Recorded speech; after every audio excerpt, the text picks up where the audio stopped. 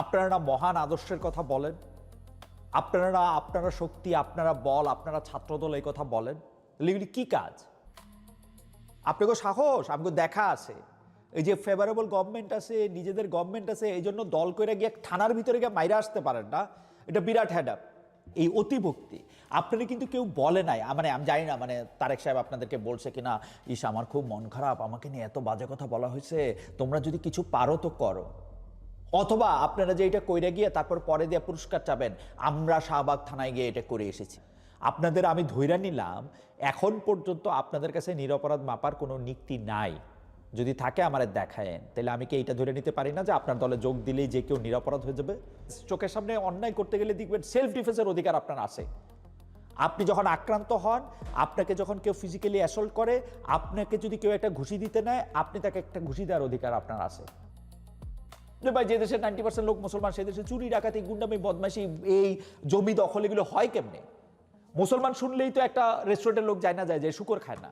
সেইভাবে এমনি জানে না কেন যে মুসলমান হইলেই যে সে চুরি করবে না, মুসলমান হইলেই সে মিথ্যা বলবে না। মুসলমান অতীতে কেউ মব করেছে বা ভবিষ্যতে সুযোগ পেলে মব করবে, বা এরা মবই করে, এরা মবরাজ, মবস্টার, যা কিছুই বলেন, তারা যা কিছুই থাকুক, তার জন্য আপনারা মব করতে পারবেন, এই কথা ঠিক না। Full stop, period. মব করা যাবে না, আইন নিজের হাতে তুলে নেওয়া যাবে না।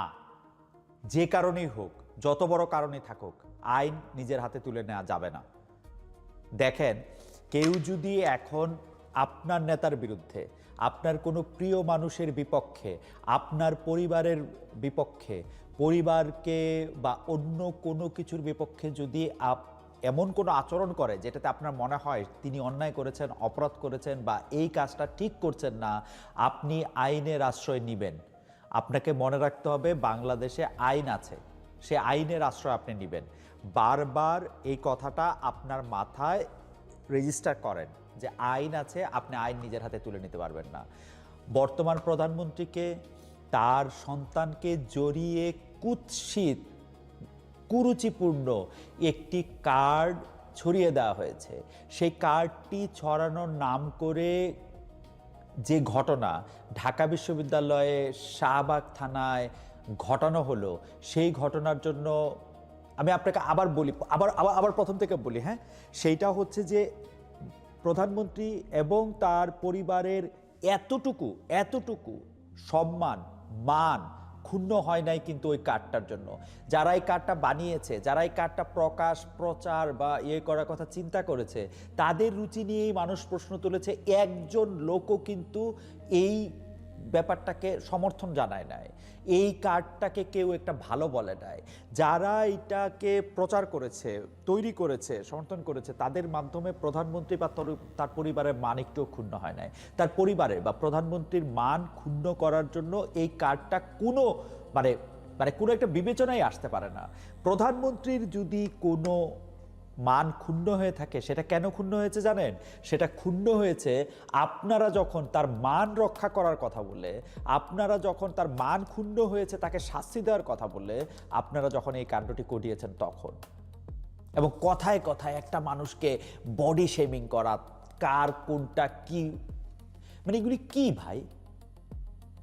আপনারা ঢাকা ইউনিভার্সিটিতে পড়েন, আপনারা ইন্টারমিডিয়েট পাশ করেছেন, আপনারা ডিগ্রি পাশ করেছেন, আপনারা দেশের বড় বড় কলেজে পড়েন, আপনারা মহান আদর্শের কথা বলেন, আপনারা শক্তি, আপনারা বল, আপনারা ছাত্রদল এই কথা বলেন, এগুলি কি কাজ? এবং কথায় কথায় একটা লোককে আপনারা তার শারীরিক বৈশিষ্ট্য ধরে আপনি একটা কথা বলবেন, মানে এগুলি কি? এগুলি কাজগুলি কি? এবং যখন আপনারা তাকে কাউকে মারতে যান দঙ্গল করে, দল করে, তখন আপনাদের সাধারণ সম্পাদক, আপনাদের নেতা নেত্রীরা বললো আপনারা এটা শোনেন না। আপনারা কোনোভাবে আপনাদেরকে বোঝানো যায় না যে এই কাজটা আপনারা করতে পারবেন না। এত তেজ আপনাদের, এত শক্তি, এত অনুভূতি। ভাই, গত 17 বছর ধরে আমরা তো আপনাদেরকে দেখছি, আপনারা কি পরিমাণ নির্যাতিত হয়েছেন, আপনারা কি পরিমাণ আপনাদের উপর অত্যাচার চালানো হয়েছে, কতভাবে আপনাদের উপর কত রকম খড়গ নেমে আসছে, সেগুলি তো আমরা দেখছি। তো এখন সেগুলি খড়গ যখন নেমে আসছে, তখন এগুলির প্রতিবাদ তো আমরা আপনাদের করতে দেখি নাই, কারণ প্রতিবাদ করলে আপনারা আরো বেশি মাইর খাইছেন। এখন ঘটনা হচ্ছে, এখন মানে আমাদের সময়কার একটা গল্প বলি। আমরা যখন ইউনিভার্সিটিতে পড়ি তখন দুইটা মানে আমাদের ইউনিভার্সিটিতে আমরা এই অনার্স মাস্টার্স করার সময় দুইটা সরকার পরিবর্তন হয়েছে। মানে সরকার, তারপরে আবার তত্ত্বাবধায়ক সরকার, তারপরে হচ্ছে যে ধরেন আরেকটা সরকার, আরেক দলের সরকার। ধরা যাক এই প্রথম দলের নাম ক। এই ক সরকার যখন ক্ষমতা ছিল তখন খ সরকারের বা খ ছাত্র দলের কোনো লোক আমরা দেখি নাই। সবাই এখানেই ছিল, সবাই এই জায়গার মধ্যেই ছিল, কিন্তু কাউরে আমরা দেখি নাই, কাউরে দেখা যেত না। যেই সরকারটা পরিবর্তন হইলো তখন আবার আগের সরকারে কাউরে আমরা দেখতাম না। সব একদিনে বদলায় যেত। কিন্তু আপনাকেও সাহস আমাকে দেখা আছে ভাই, আপনাকেও সাহস আমাকে দেখা আছে। এই যে ফেভারেবল গভর্নমেন্ট আছে, নিজেদের গভর্নমেন্ট আছে, এই জন্য দল করে গিয়ে থানার ভিতরে গিয়ে মাইরা আসতে পারেন না, এটা বিরাট হ্যাডাপ। আবার কেউ কেউ ফেসবুকে থেকে খুব খুশি হন যে হ্যাঁ খুব ভালো হয়েছে, ওরা তো আগে এরকম করতো, ওরা আগে এরকম করলে আপনারা করবেন? ওরা ওদের সময় করছে সেই জন্য আপনারা করবেন? আপনারা এসে ওদেরকে একই কাদায় মারবেন? ছাত্রলীগ যখন ক্ষমতায় ছিল, যখন আওয়ামী লীগ, তখন ছাত্রলীগের যখন জানতে চাইতাম যে ভাই আপনারা এটা এরকম করলেন কেন, নূরকে বা নূরের দলের লোককে মারলেন কেন এরকম, বলে যে ভাই সব কিছু তো সহ্য করা যায়, শুধুমাত্র আমাদের নেতা নেত্রীরে কিছু আমাদের নেতাকে কিছু বললে, আমাদের লিডারকে কিছু বললে, নেত্রীকে কিছু বললে সেটা তো আমরা সহ্য করবো না, তখন তো আমাদের এটা করতে হবে। কেন ভাই? তোমার নেত্রীর দেশে আইন নাই, তোমার নেতার দেশে আইন নাই, তোমার নেতার দেশে পুলিশ কাজ করে না, তোমার নেতার এই ক্ষমতা নাই যে এইটার দিয়ে পুলিশে দিয়া বা আইন শৃঙ্খলার কাছে গেলে বা আইন শৃঙ্খলা বাহিনীর কাছে গেলে এটা সমাধান হবে। তোমার দেশে এই আইন নাই। তোমার নেতা এত শক্তিহীন, এত ঠুটো জগন্নাথ যে তোমাদের গিয়ে সাহায্য করতে হয়। তোমাদেরকে সাহায্য করতে জানার নেতা পারবে না, এটা আমরা গিয়ে একটু সাহায্য করে আসি, এরকম ব্যাপারটা। ভাই এই যে ক্ষমতারে ব্যবহার করে, আপনি বলবেন যে আমি ক্ষমতারে ব্যবহার করি নাই, আমি ক্ষমতারে ব্যবহার করি নাই, আমি শাহবাগ থানায় গেছি, তারপরে আমরা যে লোক জিডি করতে গেছে ওই লোকই এই কাজ করছে, প্রধানমন্ত্রীর নামে বা প্রধানমন্ত্রীর পরিবারদেরকে নিয়ে কুৎসা রটাইছে ওই লোকই, সেই জন্য আমি তার শাস্তি। ভাই আপনি কোন জায়গার কোন শাস্তিদাতা আসছেন, কোন বিচারক আসছেন?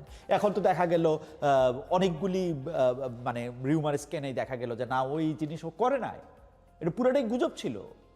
তাহলে আপনারা গেলেন কেমনে? আপনারা বিরাট বিচারক হয়ে গেছেন এক একজন, যে বুঝা ফেলাইছেন যে কে এ অপরাধ করছে, একে এখন আপনার শাস্তি দিতে হবে এবং এই শাস্তি আপনি ছাড়া কেউ দিতে পারবে না।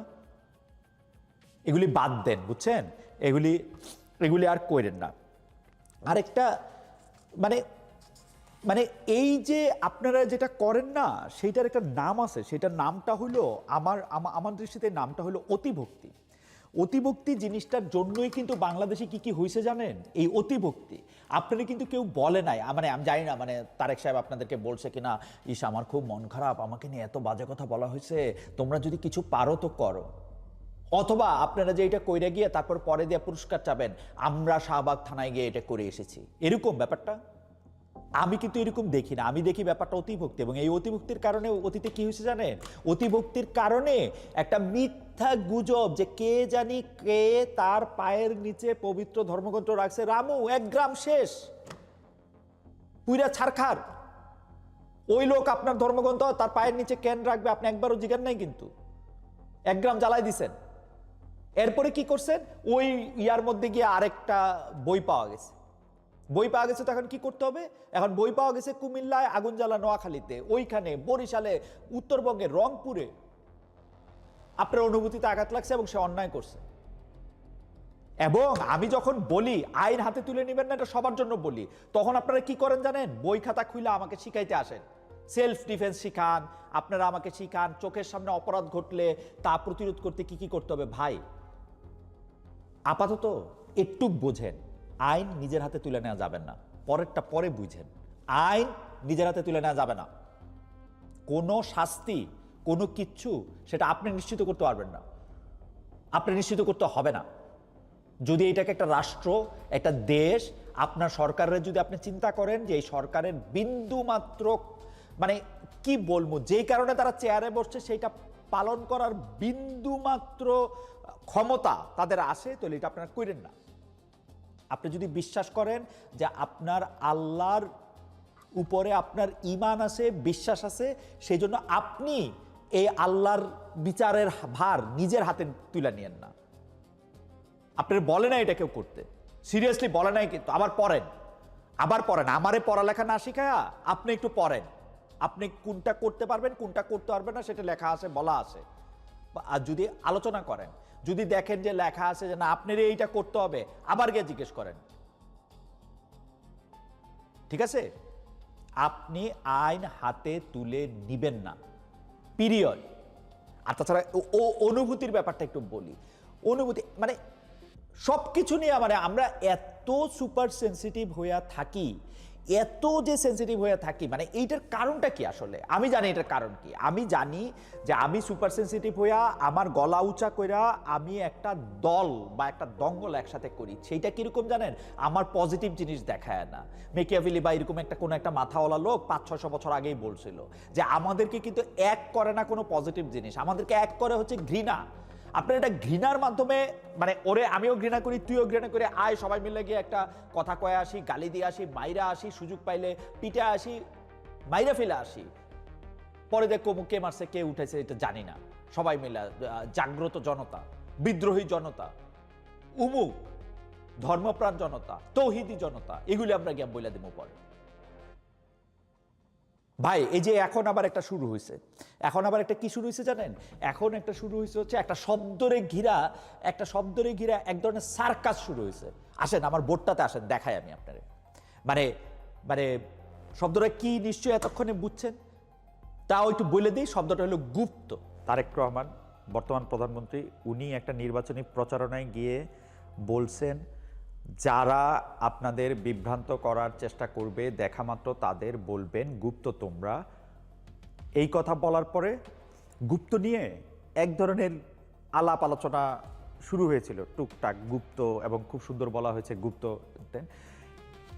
এর একদিন পরে জামায়াতের আমির জনাব শফিকুর রহমান তিনি কথাটা পিক করলেন এবং বললেন আমরা পড়ি, শফিকুর রহমান সাহেবকে পড়ি, আমরা গুপ্ত নাকি সুপ্ত, লজ্জা, নিজেরা যারা গুপ্ত সুপ্ত হয়ে থেকেছেন সেই লোক যদি আমাকে গুপ্ত বলেন, আপনাকে গুপ্ত বলে, আপনার কেমন লাগবে বলেন?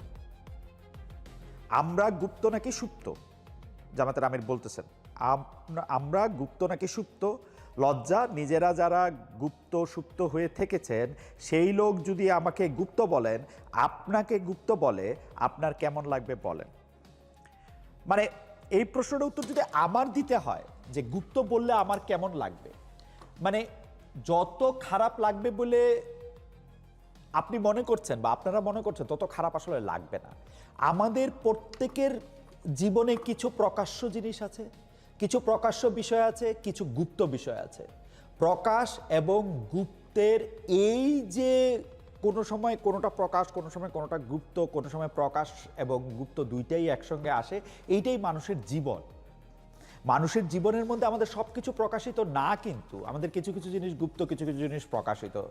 দার্শনিক আলাপ শুনে আপনাদের লাভ নাই।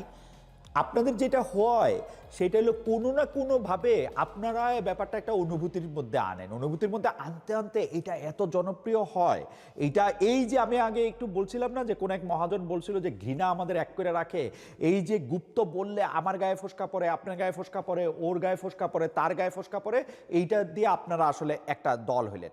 আবার এই যে ফোসকা ফালানো যায় এইটা দেখা আপনাদের আবার খুব মজা লাগতে শুরু করলো।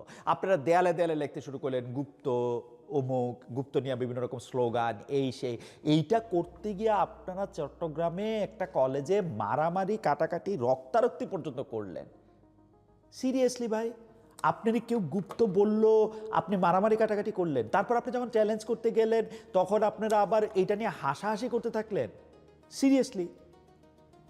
তো মানে আমি যদি মনে করি আজকে দেখেন তারেক সাহেব এবং শফিক সাহেব দুজনেই বলতেছেন যারা তাদেরকে গুপ্ত বলে তারা যদি আমাকে এসে গুপ্ত বলে তাহলে কি আমার এটা লজ্জা লাগবে না? উনি আবার লজ্জা পাচ্ছেন।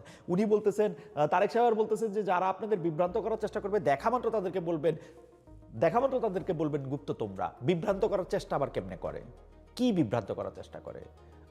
বিভ্রান্তি কি জিনিস মাননীয় প্রধানমন্ত্রী? কি কি বিভ্রান্ত করার চেষ্টাটা করবে? আর শফিক সাহেব আপনি তো লজ্জা পেলেন কেন? বিভ্রান্ত করার চেষ্টা করবে, চাকে বলে দিবে গুপ্ত তোমরা, তাতে আপনাকে তো এত এত এত এত লজ্জা কেন লাগলো? যারা নিজেরা গুপ্ত থেকেছে তারা যদি আমাদেরকে গুপ্ত বললে তাহলে আমাদের অনেক তাই কেমন লাগবে বলেন? ঘটনা কি? এবং এটার জন্য মারামারি কাটাকাটি করতে হবে? যে কোনো জায়গায় গুপ্ত শব্দটা আপনি দেখবেন, সেই জায়গাতে আপনি এটা বুঝে যাবেন এটা ছাত্রদল করেছে, তারপর এটা আপনি প্রতিবাদ করবেন। জিজ্ঞেস করলে আবার বলবেন যে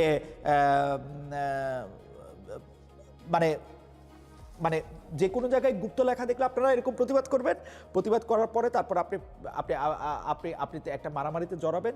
জিজ্ঞেস করলে আবার বলবেন যে আপনারা দাবি করবেন গুপ্ত নিয়ে তারা কোনো প্রতিক্রিয়া দেখাচ্ছেন না, আপনারা ছাত্রদলের দখলদারি ঠেকাতে গিয়ে হামলার মুখে পড়েছেন। এই গুপ্ত কথাটা কেন আপনাদের এত বেশি লাগে জানেন? গুপ্ত কথাটা আপনাদের বেশি লাগে হচ্ছে এই কারণে, আপনাদের এক ধরনের আসে না, নিজের মনের পাপে আপনারা কেমন জানি একটু যে কোনো অনুভূতির ক্ষেত্রে এই কথা সত্য, কোনো একটা অনুভূতি যদি আপনার কাছে প্রকট বা প্রকাণ্ড হয়ে ওঠে তাহলে এটা কারণ অনুসন্ধান করলে আপনারা দেখবেন যে এইটার সাথে কোনো না কোনো একটা পাপ বা পাপের ধারণা আপনাদের সঙ্গে জড়িত। সেগুলি কি জানেন? সেগুলি হচ্ছে আপনারা যখন ছাত্রলীগে মিশেছিলেন বা অন্য কোনো দলে মিশেছিলেন, যেহেতু তারা আপনাদের দলকে নিষ্পেষণ করতে করতে নিষিদ্ধ করার মতো জায়গায় নিয়ে গিয়েছিল, আপনারা প্রকাশিত হতে পারতেন না। সেই সময় আপনারা এমন অনেক কাজ করেছেন যে কাজগুলো আপনাদের সঙ্গে যায় না। ছাত্রলীগের সাথে মিশে দঙ্গলবাজি করেছেন। সেই দঙ্গলবাজির সময় আপনারা যে বেশি ছাত্রলীগ সেটা প্রমাণ করার জন্য বড় বড় অন্যায়ের কিছু আপনারা করেছেন। সেই জন্য গুপ্ত বললে আপনাদের লাগে। আপনাদের গুপ্ত যদি হচ্ছে এরকম যে আপনারা ঠিক একটা ছাত্রলীগের কথা বলে বা অন্য কোনো একটা সংগঠনের কথা বলে আপনারা আপনাদের মতো আছেন, আপনারা কোনো ধরনের কোনো আছে না, কেউ বলে থাকেন যে নতুন ধর্ম যদি আপনি কোনোটা নেন তখন আপনি সেইটাকে আরো বা যদি লুকায় থাকেন তাহলে আপনি সেইটা বেশি করে প্রমাণ করতে চেষ্টা করেন যে না আপনি তাদের দলেরই অংশ। যেমন ধরেন আপনি যদি এখন কোনো খ্রিস্টান দলের সঙ্গে মিশে যান, আপনি অনেক শুকর খেয়ে মাংস খেয়ে আপনি প্রমাণ করতে চাবেন যে আপনি আসলে মুসলমান না, আপনি আসলে খ্রিস্টান, তাই না? সেরকম কোনো কিছু আপনি করছেন নিশ্চয়ই। সেই জন্য গুপ্ত বললে আপনারা তো লাগে। সেই জন্য গুপ্ত বললে আপনার কাছে মনে হয় যে সব তো বুঝে গেল। সেই জন্য যদি কেউ এরকম কথা বলে যে আমি কিন্তু জানি আপনি কি করেছেন লাস্ট সামারে, তখন আপনার কাছে মনে হয় যে হ্যাঁ সত্যি তো জেনে তারপর আবার এই কথা এখন বলে দিবে কিনা, এইটা নিয়ে আপনি কাজ করবেন, তাই না? আপনাকে বলি, এই অনুভূতি, এই গুপ্ত বললেই আপনার গায়ে কাটা দেওয়া, আগুন লেগে যাওয়া, গুপ্ত বললেই বা কোনো এক জায়গায় লেখা দেখলেই আপনার এটা করতে পারা, এটা আপনি করেন না। এটা করার আর দরকার নাই। এটা করে আপনি এটা প্রমাণ করতে পারবেন না। ধরেন গুপ্ত বললে যদি আপনার গায়ে লাগে তাহলে আপনি প্রমাণ করতে চাইলেন যে আপনি আসলে গুপ্ত না, এটাকে আপনি প্রমাণ করতে পারবেন? আরো বেশি করে মনে হইব যে আপনি গুপ্ত, আরো বেশি করে মনে হইব যে আপনি ওটার সাথে সংশ্লিষ্ট। সুতরাং আপনি এটা করেন না। আপনি বরং বিভিন্ন সময় সোশ্যাল মিডিয়াতে এটা দেখি যে গুপ্ত হইলে কি হয়েছে, কত সময় তো কত ছদ্মবেশ নিতে হয়, কত রকম কত পরিচয়ের মধ্যে দিয়ে যেতে হয়, কত রকম করে তো হইলে তো কোনো অসুবিধা তো কোনো কিছু নাই। ইজিলি নেন, টেক ইট ইজি। সব কিছু নিয়ে এরকম মনে করেন একদম এত উত্তেজিত, এত ক্ষিপ্ত, এত প্রক্ষিপ্ত হওয়ার দরকার নাই। ঠিক আছে? এই দেশে শান্তি আসুক, শান্তি বিরাজ করুক, এটা আপনার যেমন চাওয়া আমাদেরও সেরকম চাওয়া। আমি এইবার একটা জিনিস লক্ষ্য করলাম, এনসিপি আমাদের যে ন্যাশনাল সিটিজেন্স পার্টি আছে, এনসিপির যিনি প্রধান নেতা এখন পর্যন্ত, আহ্বায়ক বলা হতেছে এনসিপির আহ্বায়ক জনাব নাহিদ ইসলাম, জনাব নাহিদ ইসলাম বলতেছেন যে আমাদের অতীতে কে কি করেছেন সেইটা বড় ব্যাপার না, নিরপরাধ ছাত্রলীগ, আওয়ামী লীগও এনসিপিতে আসলে যুক্ত হতে পারবে। মোটের উপর কথাটা এরকম, নিরপরাধ। ভাই আপনি নিরপরাধ এটা বুঝবেন কেমনে? নাকি ব্যাপারটা এরকম যে আওয়ামী লীগ ছাত্রলীগের কেউ আপনার দলে যোগ দিলে সে রাতারাতি নিরপরাধে পরিণত হবে, যেমন ছাত্রদলের কেউ আপনার এখানে, বিএনপির কেউ আপনার এখানে যোগ দিলে তারা নিরপরাধ বা তারা ভালো লোকে পরিণত হবে? ব্যাপারটা কি এরকম? আপনি কি একটা সাংঘাতিক রকমের একটা টানেল, যে টানেলের মধ্যে একবার ঢুকলে, মানে আমি ঢুকলাম খারাপ লোক হয়ে, বাইর হলাম হচ্ছে একটা ভালো লোক হয়ে, নাকি আমি মানে আপনি এরকম একটা ওয়াশিং মেশিন, এরকম একটা মানে কি বলবো আমি, এরকম একটা লোক আপনি, যে লোক হচ্ছে খারাপকে ভালো করে দিতে পারেন, খারাপকে বদলাই দিতে পারেন ভালোতে? তাহলে আপনি কেমনে চিনবেন কে নিরাপরাধ? এই সার্টিফিকেট আপনি কেমনে দিবেন? এই সার্টিফিকেট আপনারা কেমনে দেন? শুরু থেকেই দেখতেছি কিন্তু আপনারা কিন্তু সার্টিফিকেট দিতে দিতে আপনারা সব কিছুর সার্টিফিকেট দেওয়ার মতো করে যোগ্য মনে করেন, মানে এবং আপনার সার্টিফিকেটটাই একমাত্র সার্টিফিকেট এইটাও আপনি মনে করেন। আপনারা মনে করেন কিন্তু যে আপনারা ঠিক আর বাকি সবাই অঠিক। আপনাদের সাথে থাকলে ঠিক, বাকি না সাথে থাকলে ঠিক না। কেমনে আপনারা বলতে পারলেন যে নিরপরাধ ছাত্রলীগকে, নিরপরাধ আওয়ামী লীগকে আপনারা এসে যোগ দিবেন, আপনারা নিবেন? আর এটার বিচার আপনারা কেমনে করবেন? করার উপায়টা কি? মানে আপনাদের কাছে কি এইরকম কোনো মানদণ্ড, এরকম কোনো দাঁড়িপাল্লা, এরকম কোনো কিছু কি আছে যে ওইটার মধ্যে আপনারা বসাই দিবেন একজন ছাত্রলীগের লোকরে, তারপর একটা বাটখারা দেওয়া মাইপা বুঝবেন যে তার কোনো অপরাধ নাই বা নিরপরাধ সে? আসে এরকম? তাহলে আপনারা বলেন কেন এই কথা? আপনি এটা জিনিস চিন্তা করে দেখেন তো, আপনি যে কথা বলছেন জনাব নাহিদ ইসলাম, এই কথা যদি আপনি না বইলা অন্য কোনো দল, অন্য কোনো দলের নেতা, অন্য কোনো দলের কর্মী, অন্য কোনো দলের বড় সাহেব কেউ যদি বলতো, তাহলে আপনারা কি বলতেন? যখন করছে তখন কি বলছেন?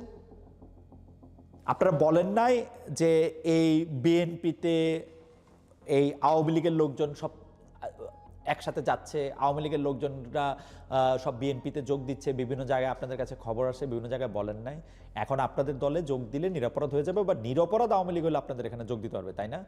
আপনাদের আমি ধইরা নিলাম এখন পর্যন্ত আপনাদের কাছে নিরপরাধ মাপার কোনো নীতি নাই। যদি থাকে আমারে দেখায়েন, তাহলে আমি কি এইটা ধরে নিতে পারি না যে আপনার দলে যোগ দিলেই যে কেউ নিরপরাধ হয়ে যাবে? ন্যাশনাল সিটিজেন্স পার্টি আপনাদের দলে যোগ দিলে আপনারা একটা মানে কিরকম বলবো, যে এরকম একটা মেশিন আবিষ্কার করছেন না, যে মেশিনের মধ্যে দিয়ে ঢুকলে এই যে সব কিছু ফকফকা ঝকঝকা হয়ে বাইরবে। আপনাদের দলের আরেকজন গুরুত্বপূর্ণ নেতা জনাব হাসনাত আব্দুল্লাহ সংসদে দাঁড়ায় বললেন যে ওই ইউএনও মহোদয়ের গাড়ি আছে, সরকারি অন্যান্য অফিসারদের গাড়ি আছে, কিন্তু আমি কি বলে যে আমি সংসদ সদস্য, আমার কোনো গাড়ি নাই, গাড়ি থাকলে একটা গাড়ির ব্যবস্থা করা গেলে আমার ভাড়া গাড়ি করে গিয়ে লজ্জা করে, তারপর একটা সংসদ সদস্যের একটা গাড়ি থাকলে তাহলে আমি ওইখানে করে এটা যাইতে পারতাম। সবাই মানে বিরোধী দলের সবাই হাত টেবিলে হাত চাপড়ায়, টেবিল চাপড়ায় এটাতে আবার সমর্থনও দিচ্ছে। জামাতের আমির এই কথাও বলছেন, ছোটরা কিছু চাইলে বড়রা তো সেটার পাশেই থাকবে। প্রথম কথা, এই কথাটা দেখার কয়েকটা দিক আছে। দিক নাম্বার 1, আপনি বাংলাদেশের জনগণের প্রতিনিধি হিসাবে অবশ্যই ওয়ারেন্ট অফ প্রেসিডেন্সে সরকারি কর্মচারী কর্মকর্তা যারা গাড়ি পান তাদের অনেক উপরে, তাদের সাথে আপনার কোনো তুলনাই হয় না জনাব হাসনাত আব্দুল্লাহ। আপনি তারা গাড়ি পাবে বলে আপনি গাড়ি পাবেন কিনা সেই তুলনা হয় না। আপনি জনপ্রতিনিধিত্ব আদেশের মধ্যেই আছে, আপনি কি পাবেন কি পাবেন না। আপনাকে 70,000 টাকা যাতায়াত ভাড়া দেওয়া হয়, আপনি নিজের মুখে আপনারা সবাই মিলে বলেছেন, আপনার পরের দিন আবার আপনাকে ব্যাখ্যাও দিতে হয়েছে, বিভিন্ন পত্রপত্রিকায় ভুল দিয়েছে যে আপনি নাকি ট্যাক্স ফ্রি গাড়ি তখনও চান না, এখনও চান না। ট্যাক্স ফ্রি চান না, সরকার থেকে একটা গাড়িই চান কেন? সরকার থেকে গাড়ি চান কেন? কারণ হচ্ছে যে আপনার নিচে যারা আছে, মানে ওয়ারেন্ট অফ প্রেসিডেন্সে যাদের নিচে, যারা অনেক নিচে আপনার অবস্থান করে, তাদের গাড়ি আছে, আপনার গাড়ি নেই। ভাই আপনার গাড়ি থাকার কথা না। আপনি এলাকায় গাড়ি দিয়ে চলাফেরা করার জন্য সরকার আপনার দায়িত্ব দেবে, ব্যাপারটা এরকম না। আপনি কি জানেন এমপি তো আপনার পেশা না? আপনি কি এই কথা জানেন যে এমপি তো আপনার চাকরি না? জনপ্রতিনিধি হিসাবে, জনগণের একজন হিসেবে গিয়ে আপনি সেখানে যায় আমাদের কথা বলেন, সেই জন্য আপনি কি এই কথা জানেন যে এমপি যে আপনার চাকরি না, এমপি যে আপনার পেশা না, এটার মধ্যে যে পারিশ্রমিকের কোনো ব্যাপার নাই, সেটা কি আপনি জানেন? আপনাকে যাতায়াত ভাতা দেওয়া হয় যাতে আপনি যাতায়াত চলাফেরা করতে পারেন। আপনাকে যখন ঢাকা আসেন সংসদে, আপনার ঢাকায় আপনার বাড়ি না হলে, ঢাকার বাইরে সংসদ হলে আপনাকে কিছু ভাতাও দেওয়া হয়। কি দেওয়া হয় না দেওয়া হয় আপনি জানেন, কম বেশি কি না বেশি আপনারা বাড়ায় নেন, বিলারায় বাড়ায় নেন। তাই বলে টিএনওর গাড়ি আছে সেজন্য আপনার গাড়ি নাই, এই কথা আপনি বলতে পারেন না। আর আপনার কি মনে পড়ে জনাব হাসনাত আব্দুল্লাহ, আপনি যে আমার অনুষ্ঠানে এসে বলছিলেন, আমি যে আপনাকে বলছিলাম যে আপনি গাড়ি কোত্থেকে চড়েন এখন, এত মানে আপনার মানে গাড়ি কোত্থেকে চড়েন এই কথাও বলি না, এত বেয়াদব আমি না।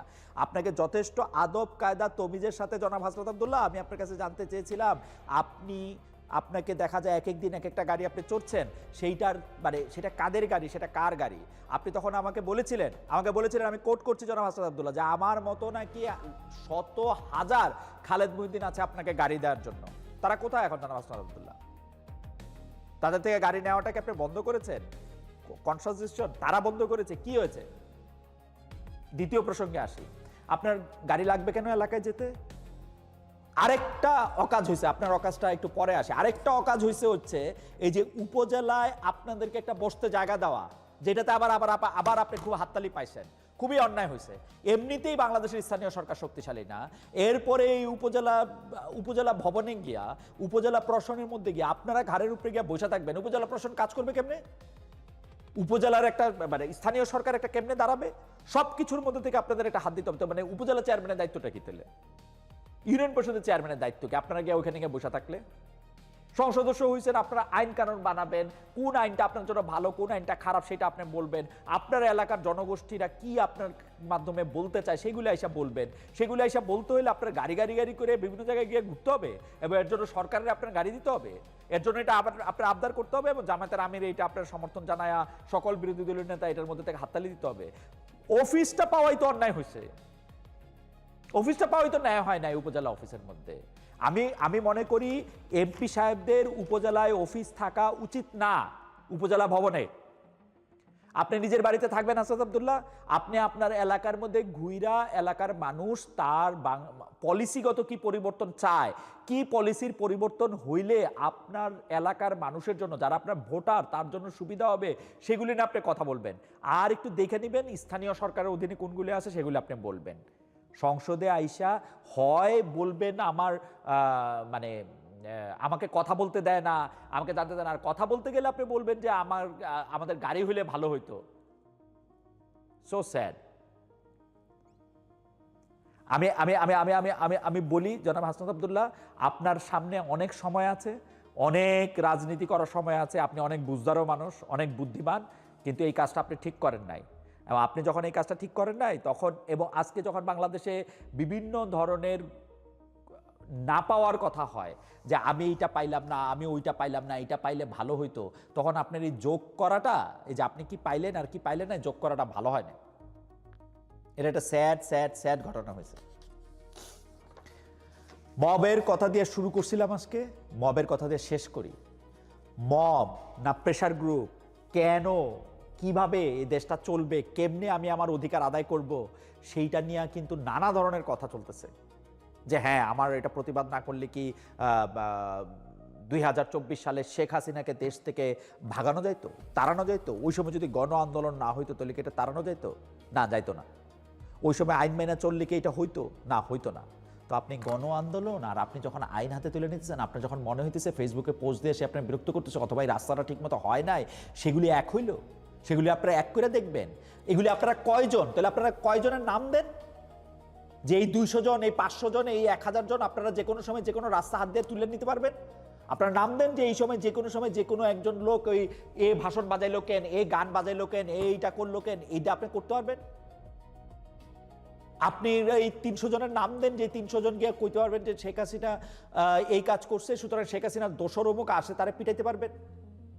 আপনারা এই 200 জনের নাম দেন যে আপনারা ইচ্ছা করলে কোনো একটা স্কুলে ঢুকে, কোনো একটা কলেজে ঢুকে, কোনো একটা ইউনিভার্সিটি ঢুকে, কোনো একটা শিক্ষকরে যে তার চেয়ারে বসে আছে তার চেয়ার থেকে নামায়া তাকে জুতার মালা দিবেন, তাকে অপমান করবেন, হই হই রই রই করে তাকে ভাগাই দিবেন। কিচ্ছু করতে পারবেন না এগুলা। আপনি যেই হন, যেখানে হন, যেমন হন, সেটা কিচ্ছু করতে পারবেন না। বাংলাদেশের আইনের বাইরে কোনো কিছু আপনি করতে পারবেন না। সেটা আপনি ৭১-এ মুক্তিযুদ্ধ করেন, ২৪-এ গণ আন্দোলন করেন, যাই করেন, পারবেন না এটা করতে, পিরিয়ড। এইটা আপনি করতে পারবেন না, কোনো রকম আইন হাতে তুলে নিতে পারবেন না। আবারও তো এই যে একটু পরে শিখাইতে আসবেন যে সেলফ ডিফেন্স, চোখের সামনে অন্যায় করতে গেলে দেখবেন সেলফ ডিফেন্সের অধিকার আপনার আছে। আপনি যখন আক্রান্ত হন, আপনাকে যখন কেউ ফিজিক্যালি অ্যাসল্ট করে, আপনাকে যদি কেউ একটা ঘুষি দিতে নেয়, আপনি তাকে একটা ঘুষি দেওয়ার অধিকার আপনার আছে। আপনি তাকে ঘুষিটা ঠেকানোর অধিকার আপনার আছে। আপনাকে কেউ যদি একটা মারে, হিট করে, সেটা ঠেকানোর অধিকার আপনার আছে। সেলফ ডিফেন্স নেওয়ার অধিকার আপনার আছে। বাকিটা সব কিছুর ক্ষেত্রে আপনার আইনের আশ্রয় নিতে হবে। আইনের আশ্রয় নিতে হবে। আইন নিজের হাতে তুলে নেওয়া যাবে না, আজকেও যাবে না, গতকালকেও এটা অন্যায় হয়েছে, আগামীকাল করলেও এটা অন্যায় হবে, তা যে কোনো কারণেই হোক না কেন। এই যে দেখেন, একটা ছোট জিনিস বলি, কোর্টে গিয়া যদি আপনি কোনো একটা মামলা করেন, তখন এক জোড়া ল্যাটিন শব্দ আছে, লুকাস স্ট্যান্ডাই, মানে আপনি এটাতে কিভাবে এফেক্টেড সেটা আপনার প্রমাণ করতে হয়। এটা আপনাকে কিভাবে হার্ম করে সেটা আপনার প্রমাণ করতে হয়। অনুভূতি দেখা যায় না, এই অনুভূতি নিয়ে সবসময় সামনে আসেন না। আমি দেখি গান একটা জনপ্রিয় হয়েছিল না, কে জানি মানে মানে অনুভূতিতে আঘাত দেওয়ার জন্য। এই অনুভূতিগুলি একটু আলাদা করে রাখেন। আপনারও যেমন অনুভূতি আছে, আমারও এরকম অনুভূতি আছে। ভাই, 90% মুসলমানের দেশে যে কোনো ধরনের চুরি হয়, কোনো ধরনের ঘুষ খাওয়া হয়, এটাতে তো আমার অনুভূতিতে আঘাত লাগা উচিত। ভাই, যে দেশের 90% লোক মুসলমান, সে দেশে চুরি, ডাকাতি, গুন্ডামি, বদমাইশি, এই জমি দখল, এগুলো হয় কেমনে? মুসলমান শুনলেই তো একটা রেস্টুরেন্টের লোক যায় না, যায় যে শুকর খায় না। সেইভাবে এমনি জানে না কেন যে মুসলমান হইলেই যে সে চুরি করবে না, মুসলমান হইলেই সে মিথ্যা বলবে না, মুসলমান হইলেই সে আরেকজনের সম্পত্তি দখল করবে না? এটা জানে না কেন? আইন নিজের হাতে তুলে নেওয়া যাবে না। আপনাদের সঙ্গে আবার দেখা হবে। Thank you.